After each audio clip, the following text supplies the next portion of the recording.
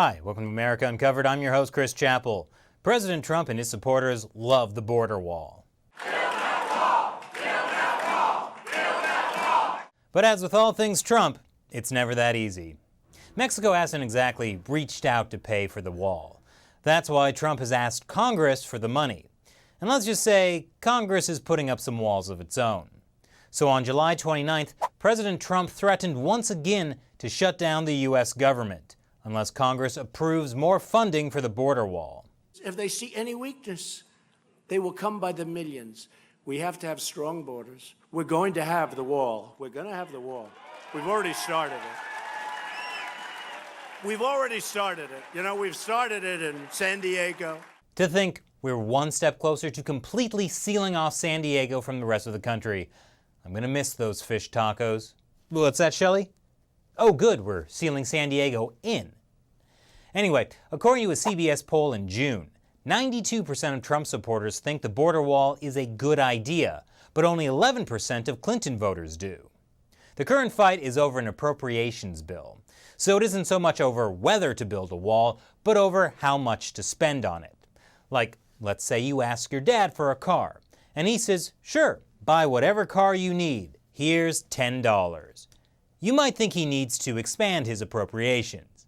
So, there's an appropriations bill in the House of Representatives right now that includes $5 billion for the border wall. But the Senate's version of the bill doesn't have as much. And whatever version passes in the Senate, that will need Democratic votes. And we know how much Democrats love supporting Trump. Trump actually wants $25 billion to build the border wall, but he's a long way from getting that. A bill Trump signed in March gave a $1.6 billion down payment for the border wall, but the House banned construction along 3 miles of a critical entry point, the Santa Ana Wildlife Refuge in Texas.